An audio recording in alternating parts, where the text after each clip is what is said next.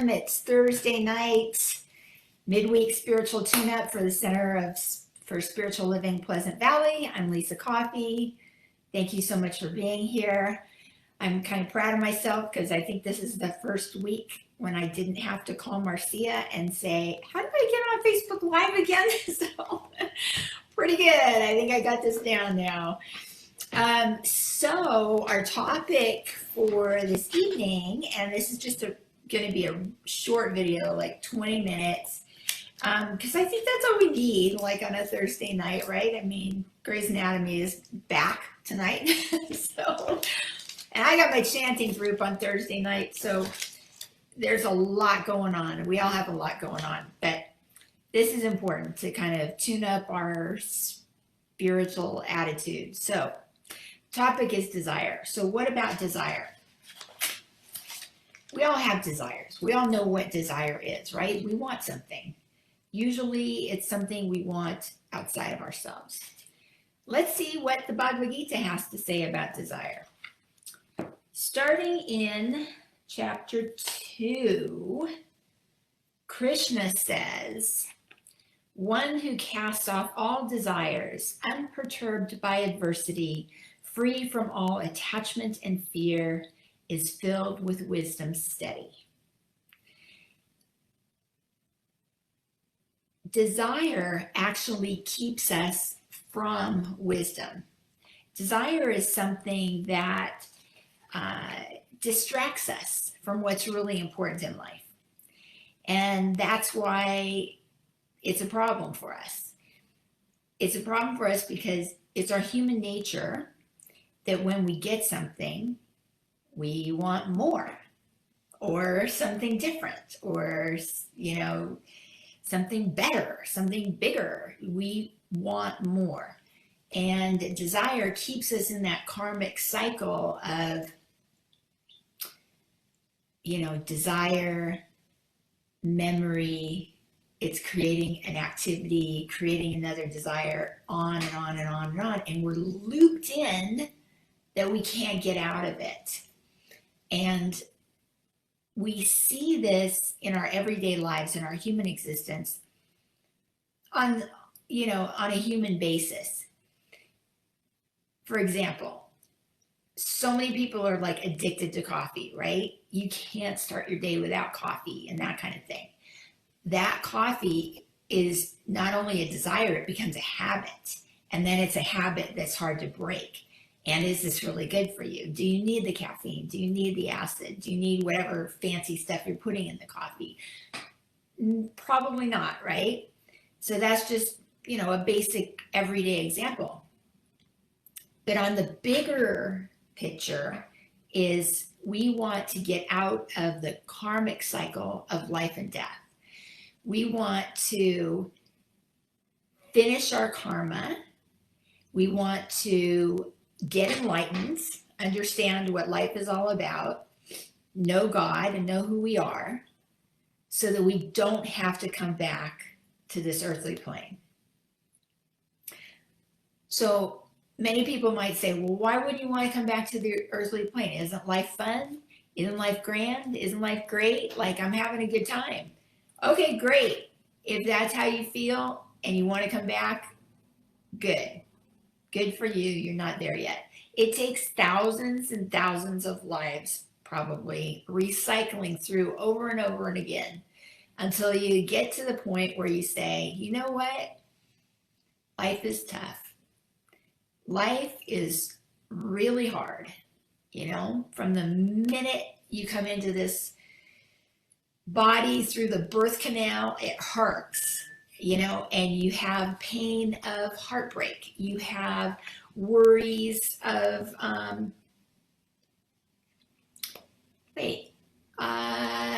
Marcia is telling me I'm not on Facebook Live, and I am on Facebook Live. So I have to tell her that I am here because she doesn't see me. That's really weird. I'm on. So maybe she's not on the right place. Okay, well, I hope I'm in the right place. I think I'm on the right place. Anyhow, so the idea is we, in this life, we lose people, we grieve, we struggle with finances, we struggle being accepted, we struggle getting a job, and on and on and on and on and on. And then we die, So it's like, yeah, there's some fun in there with you get married, but then, hey, maybe you get divorced, right? So maybe you have a party one day, maybe you're depressed the next day. I mean, it's just up and down, up and down. It's this roller coaster ride. But when you find your spirituality, when you become enlightened, you have this bliss that goes beyond the ups and downs of life, beyond the highs and lows, the happiness and sorrows, this bliss that just remains because that is who we are. Sat Chit Ananda, existence, consciousness, bliss. That is who we are. Okay, so let's read next what the Bhagavad-Gita says. Okay, so we read from chapter 2. Now we're going to read from chapter 3. Okay, this is great. Krishna says, there's one enemy we can't ignore. Desire. Its wrath man can't seem to shake. It's the cause of suffering and sin in every decision that you make. Desire is the dust that keeps shine off the glass. Desire is the smoke that blocks out the fire. You want to know God, to be free, but what keeps you from truth is constant desire. You must be strong to subdue the senses, drawn to desire, your greatest foe. Your senses act as a veil, hiding your truth, keeping you from seeing the embodied soul. Desire and its hold can be overcome. Through work, you can lift that veil and see the truth of all life just waiting for you. Through karma yoga, you can be free. So desire is actually our enemy. Desire is our enemy because desire is what ties us to the material world. And when we want something, it's in the material world. There are no good desires except for your desire for spiritual growth, except for your desire to know God, to know who you are. That is the good desire. That is the desire that takes you towards God, up the mountaintop, up that steep stairway. But everything else takes us away from God because we place more importance on it. The car, the boyfriend, the fancy job, the designer clothes, the fancy handbag, whatever it is, with the labels and all that stuff that we want this, we want this. It's the cravings. I have to have it, You see somebody who's, wearing some fancy shoes and you're like, oh, I want those shoes, right? I want those shoes. Where's your attention going? Anything that takes your attention away from God onto the material, that's your enemy. That's your enemy. So don't be swayed by it. Okay. It's wrath that man can't seem to shake. We can't seem to shake it because we're human. We have these senses, right? We see with the eyes. We see that fancy thing. That looks good. Or that guy looks so sexy.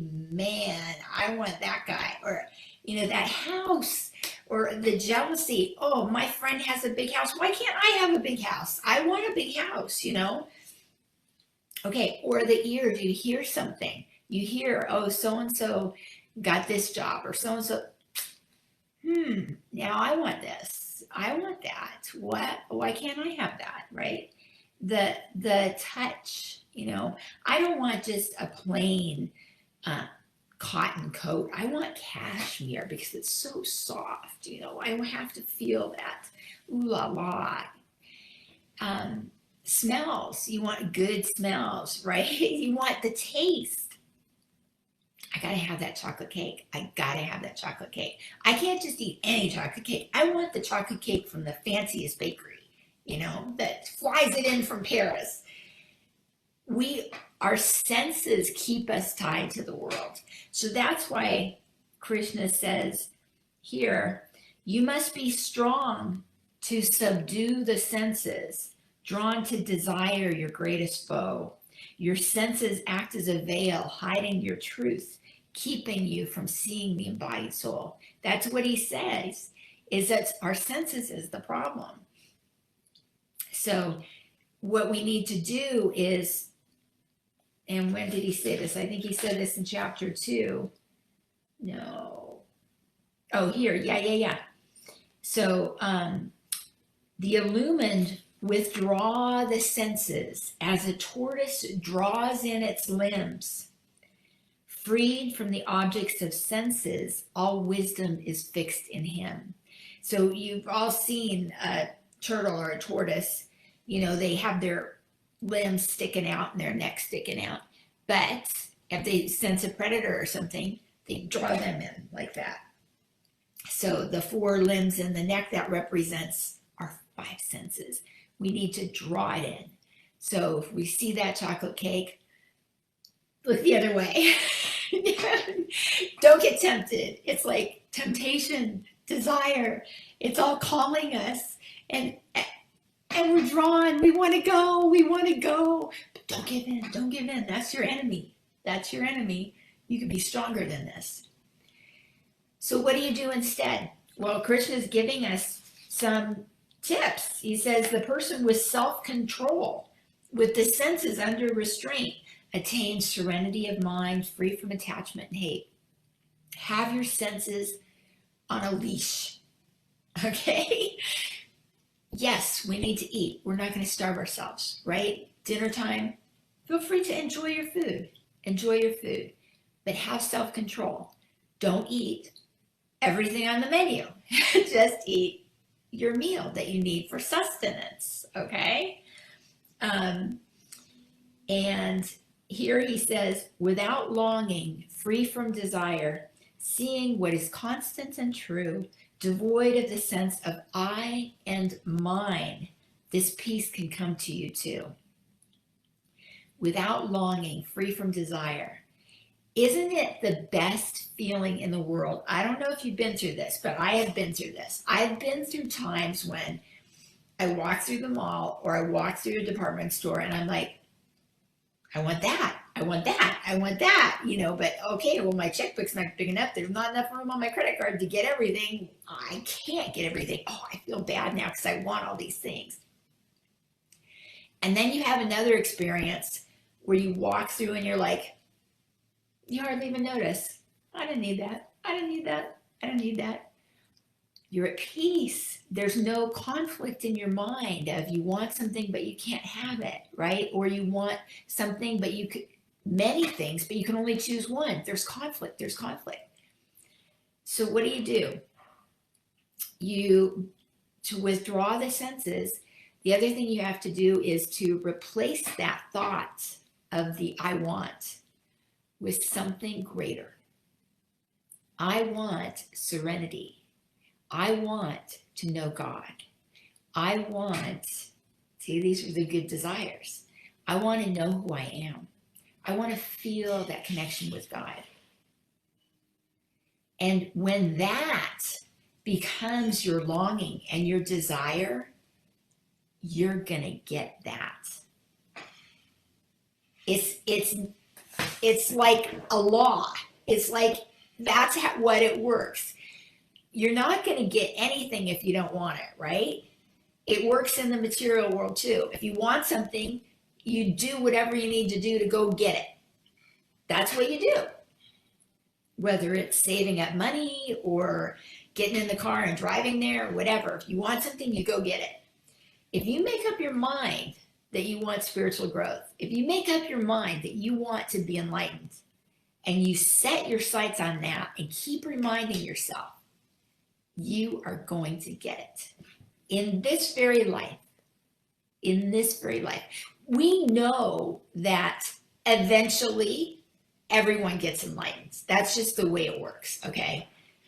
We're all on this trajectory.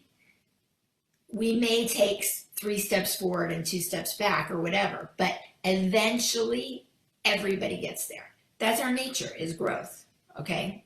Can't grow backwards, but we can take detours that makes it take a little bit longer for us, right? We can't help it. We're human. We know we shouldn't do something, but we do it anyway because it's like, can't help it. Was it worth it? Yeah, maybe sometimes it's worth it, right? But you made that choice. If you make the choice, I want to become spiritually enlightened, you'll do it. You'll work on it. You'll do your spiritual practice. You'll give up desires. You'll give up attachment to the outcome, attachment to the fruits of your labor. Attachment is another thing like desire, right? It's like say I'm giving this talk right now. Here, I'm giving this talk. Okay, I have no expectations, no attachment. I don't know who's watching or when they're watching. I'm just out here. Maybe I'm talking to myself. That's just the way it goes, right? And then the camera goes off and I'm on to the next thing. Fine, no expectations. But what if I had expectations and I said, nobody's watching me. Oh my gosh, why don't I just turn this off now? Well, this is crazy. Well, why am I even doing this? Or I'm never going to do this again. Or, you know, at the end, if anybody's watching, well, I deserve a standing ovation. And why aren't they thanking me? And why aren't this happening? And blah, blah, blah. Now, that's giving you the desire that you want something different than what is. Having no attachment is being in love with what is, being so accepting and like, it's cool, whatever it is, right? Because we know that a higher power is in control. We're not in control of everything, right? We make the decisions that we make with the knowledge that we have at the time. So it's like using the tools that we have, we make the best decisions at that time. But then later on, as we grow more spiritually, maybe we'll look back and say, oh, I see where I could have done better in that situation, right? I see, but that's good because that's learning, that's growing. That's what we should be doing, right? So we can't have any expectations of us, just do the best that we can. And leave the results to God. Leave the outcome to God. That's it. So then there's one other way that we can give up desire. So we talked about you withdraw the senses, you replace thoughts of want with thoughts of God, right? I want God. The third way is meditate. And we have over here in chapter 6, he says, okay, there's so many in here. It's so good. I mean, oh my gosh. You must have control over the whims of body and mind. Take some time in solitude to bask in the divine. That's in chapter 6, which is called meditation. When you're basking in the divine, you're just like marinating in that spiritual energy. You're just being quiet. It's another way to close off the senses. You know, close your eyes. Don't talk. Don't answer the phone. Don't listen to anything. Just be.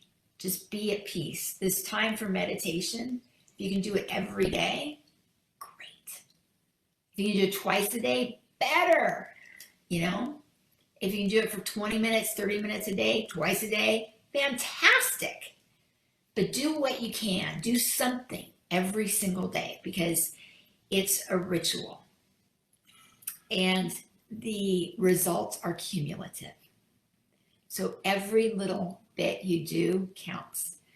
Arjuna even asked Krishna this, he, at one point he says to Krishna, what if I can't do it? What if I should fail? Then, I haven't accomplished anything. I haven't put wind in my sail. And Krishna says, no, it doesn't work like that. Everything you do counts. Everything, every effort you make, it counts. So just do what you can do. There's no meditation police standing over you saying, you didn't meditate today. Demerits. No, doesn't work that way. Do what you can. That's all any of us can do. Okay, so I hope that gave you a little bit of food for thought and some great ways to practice giving up desire. I'm off to my chanting, and I hope to see you guys soon. Thank you so much. Mwah. Namaste. Om Shanti Shanti Shanti. Hari Om Tat Sat. Thanks so much. Bye.